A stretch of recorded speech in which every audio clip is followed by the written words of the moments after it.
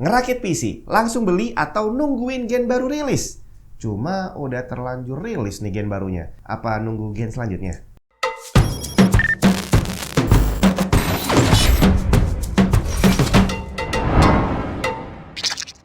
Kalau kita cuma jadi penonton, nontonin rilisnya hardware terbaru, itu kita bisa excited, bre. Jadi setiap kali nonton itu bisa berasa, waduh gila, perkembangan teknologi cepet banget nih. Nabungnya belum kelar, udah 2 generasi CPU ketinggalan kita. Soalnya sekarang ini udah lumayan nih, setiap tahun itu rilis CPU terbaru. Beberapa tahun yang lalu, jadi dari Intel Gen 10, terus habis itu rilis Gen 11, gak lama kemudian, kurang dari setahun, mungkin sekitar setengah tahunan aja, udah rilis Gen 12, bre. Dan waktu itu ganti soket, ganti chipset, terus ganti RAM, pokoknya ganti semuanya untuk bisa pakai CPU generasi terbaru. Pokoknya luar biasa sekarang perkembangan CPU-nya. Kita nabung belum sempat beli, ya tadi udah keluar generasi terbarunya lagi. Dan itulah tantangan kita saat ini kalau mau ngerakit PC, bre. Udah ngumpulin duit pelan-pelan, aduh. Ini katanya bentar lagi bakal rilis gen baru nih. Enaknya gimana? Beli sekarang atau nungguin gen barunya rilis? Cuma yang pasti akan ada beberapa golongan orang yang gak bisa nungguin rilis gen baru atau apapun itu. Terutama yang butuh ngerakit PC untuk urusan pekerjaan. Jadi begitu budget udah keluar dari kantor, ya udah harus beli saat itu juga.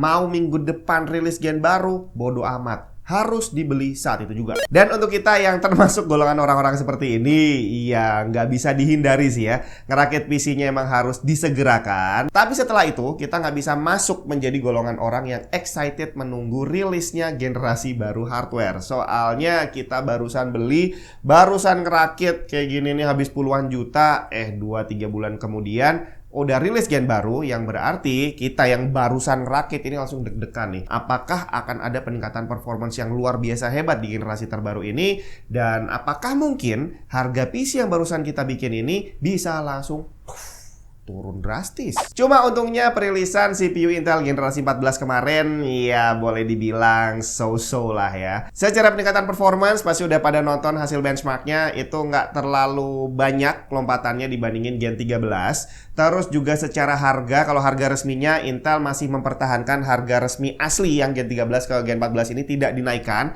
Walaupun pada prakteknya di pasaran harga yang Gen 13 mau nggak mau akan terpaksa turun gitu ya. Termasuk motherboard lama kita yang kita pakai untuk Intel Gen 12 dan 13, hari ini ternyata masih bisa dipakai untuk menjalankan CPU Intel Gen 14. Udah lama loh Intel nggak kayak gini. Jadi untuk sementara waktu, kalau kamu udah terlanjur punya Intel Gen 13, ya masih worth it lah untuk dipakai, karena secara peningkatan ke generasi terbaru nggak terlalu banyak, dan secara selisih harga pun kalau mau upgrade, ya kalau mau upgrade sih nggak worth it kali ya. Tapi kalau kamu dari 12 ke 14 itu baru bisa dipertimbangkan karena peningkatannya jadi lumayan. Jadi buat kamu yang udah ngumpulin budget untuk ngerakit PC baru, sekarang kamu dihadapkan pada 2 opsi yang sama-sama worth it kalau saya bilang. Jadi pilihan pertama adalah beli Intel Gen 14 yang paling baru, performance-nya paling tinggi saat ini dibandingin Gen 13, tapi harganya juga sedikit lebih mahal dibandingin Gen 13. Atau kamu bisa menghemat budget sedikit, beli Gen 13 aja dengan performance yang selisihnya nggak terlalu banyak. Asik banget pokoknya. Termasuk PC yang satu ini. Jadi ini adalah PC rakitan ya beberapa bulan yang lalu. Saat itu semua komponennya adalah komponen yang paling mahal yang ada. Jadi dia pakai Core i9 13900K.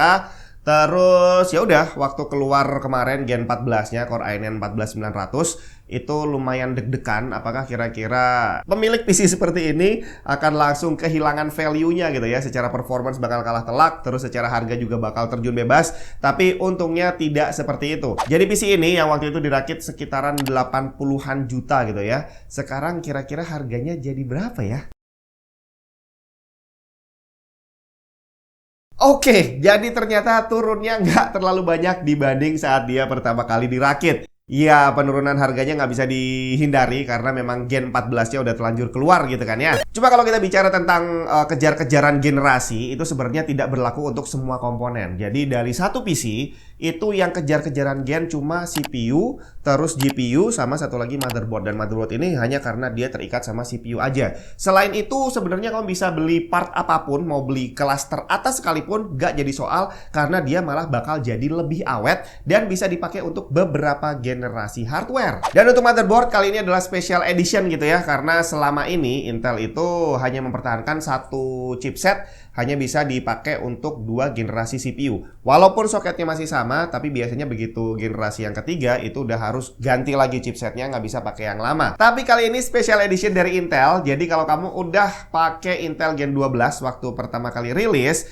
motherboardnya masih bisa dipakai untuk upgrade ke Gen 13 dan terakhir ke Gen 14. Kenapa terakhir? Karena sepertinya ini adalah terakhir kali Intel akan menggunakan Core i series. Habis ini tahun depan mungkin ya itu udah skema penamaannya udah berbeda, yang berarti soket, chipset dan segala macamnya juga kemungkinan besar akan ganti, bre. Jadi dinikmati aja. Satu generasi motherboard bisa dipakai 3 generasi Intel CPU. Nah, kalau kamu pakainya CPU kelas atas, sekelas Core i9 13900K yang terpasang di sini, atau mungkin yang lebih baru 14900K, CPU-nya sangat haus daya. Jadi kamu butuh motherboard yang memang bisa mensuplai daya gede terus-terusan ke CPU, yang otomatis dia juga harus dibekali dengan cooling VRM yang juga mumpuni. Dan untuk saat ini yang paling cocok untuk menjalankan Core i9, apalagi kalau bukan chipset teratas yang dimiliki Intel Z690 atau Z790. Gak harus kelas yang paling tinggi, tapi at least secara build-nya kamu bisa tahu bahwa dia memang dibuat untuk melakukan kerja berat. Motherboard yang terpasang di PC PBM ini adalah MSI MPG Z790 Carbon Wi-Fi yang termasuk kelas atas walaupun bukan yang paling atas. Dia udah support Core i series terbaru Gen 14 dan RAM DDR5 dengan speed up to 7600 MHz. Fitur lainnya juga udah pasti mendukung semua komponen kelas atas seperti slot PCI Express Gen 5 untuk GPU dan juga NVMe, Wi-Fi 6E, 2,5 GB LAN sampai USB-C 20 GB per second. Kemudian untuk urusan grafis, kalau udah pakai CPU sekencang itu, idealnya juga pakai GPU terkencang yang ada di pasaran. Dan yang terpasang di sini adalah MSI GeForce RTX 4090 Supreme X. Kombinasi CPU dan GPU ini masih menjadi salah satu yang paling ideal untuk saat ini. Dan tadi udah saya sebutin, cuma CPU, GPU, dan motherboard karena ngikutin CPU, ini adalah komponen yang kejar-kejaran dengan generasi. Sisanya tidak terlalu terikat dengan apapun generasi hardware-nya. Contohnya cooler, casing, power supply. Ini kamu mau beli yang paling bagus sekalipun gak jadi masalah. Ini bisa jadi investasi jangka panjang. Karena dari awal sampai sekarang yang namanya casing, cooler, sama power supply itu benar-benar bisa dipakai untuk cross gen, bre. Jadi mau CPU, GPU-nya gen baru sekalipun, udah pakai colokan baru sekalipun, selama power supply-nya bagus, dia akan tetap bisa dipakai karena akan ada kabel adapternya. Untuk cooler CPU, kalau kamu pakainya Core i9 udah pasti butuh cooler yang gede banget. Jadi secara TDP speknya tertulis 253 watt. Ini baik Core i9 13900K maupun 14900K, dua-duanya sama. Dan ini kalau dikonversi menjadi panas, artinya panas banget. Saking panasnya, liquid cooler 280 mili kemungkinan besar gak kuat untuk bisa menjalankan prosesornya pada boost clock maksimum. Jadi untuk bisa memaksimalkan kinerja CPU, kamu butuh liquid cooler paling tidak 360 mili. Dan cooler yang terpasang di sini adalah MSI MEG Core Liquid S360. Bukan cuma cukup powerful untuk mendinginkan CPU, tapi juga punya tampilan yang cakep banget. Kemudian casing. Untuk komponen yang panas-panas di dalam, itu kamu nggak bisa pakai casing yang kecil-kecil. Terutama kalau kamu harus pasang cooler yang gede dan GPU-nya juga gede. Berarti kamu butuh casing yang secara ukuran, secara dimensinya udah besar banget. Dan dia harus bisa muat dipasangin cooler jumbo dan GPU jumbo, termasuk airflow-nya juga harus bagus. Ini adalah MSI MEG Prospect 700R. Dia punya semuanya, termasuk tampilan yang mendukung hardware yang udah cakep. Ini casing gede dan berat banget. Berat bersihnya aja udah hampir 16 kg. Desainnya full modular yang bisa dibongkar pasang sesuai kebutuhan. Tapi dari semua yang ada di casing ini, ada satu bagian yang mencuri perhatian. Display kecil di bagian depan yang touchscreen, bre. Kita bisa bikin custom display yang bisa ditampilkan. Dari sistem monitoring, jam, sampai animasi juga bisa. Di sini saya lakukan tes Cinebench R23 hanya untuk melihat berapa temperatur maksimum dan clock maksimum yang bisa dicapai CPU ini pada kondisi setting BIOS default. Terlihat walaupun dengan liquid cooler 360 mm masih terjadi thermal throttling pada temperatur 100 derajat Celcius dengan clock maksimum yang bisa dicapai ada di kisaran 4300 MHz. Kalau dilihat dari grafiknya, dia mengalami penurunan. Jadi dari awal tes dijalankan itu clocknya bisa menyentuh hampir sekitar 4500-an MHz dengan package power di awal itu di kisaran 250 watt. Tapi grafiknya turun dan stabil di kisaran 240 watt untuk package powernya dan clocknya tadi di kisaran 4300. Sedangkan untuk GPU MSI RTX 4090 Supreme X saat dijalankan stress test sendirian dengan Formark, tercatat temperatur GPU ada di kisaran 79 derajat Celcius. Hotspot di 90-an dan VRAM temperatur di 86 derajat Celcius. Yang gila, kita lihat power draw-nya stabil di kisaran 475 watt. Kemudian saat dijalankan stress test bersamaan CPU dan GPU, kondisinya nggak banyak berubah, di mana CPU secara temperatur masih tetap throttling di 100 derajat Celcius, tapi kali ini clock maksimumnya sedikit lebih rendah di 4100-4200an MHz, sedangkan untuk GPU bisa jalan maksimum seperti sebelumnya dengan kondisi temperatur yang juga tidak terlalu banyak perubahan. Berarti di sini airflow dari casingnya cukup bagus untuk bisa menahan temperatur maksimum CPU dan GPU yang jalan full load bersamaan. Kemudian power supply. Tadi tertulis untuk prosesornya dia punya TDP, speknya 253 watt. Jadi aktualnya dia narik listrik itu bisa lebih gede dari itu. Sedangkan RTX 4090 itu secara speknya juga butuh 600 watt. Jadi kalau sampai GPU dan CPU-nya kerja maksimal, itu ada kemungkinan 600 plus 300 ini ditarik full dari dinding. Berarti power supply 1000 watt itu udah nggak cukup, bre. Jadi kalau udah bicara PC yang haus daya kayak gini, mau nggak mau power supply-nya harus gede sekalian. Dan yang terpasang di sini adalah MSI MEG AI 1300P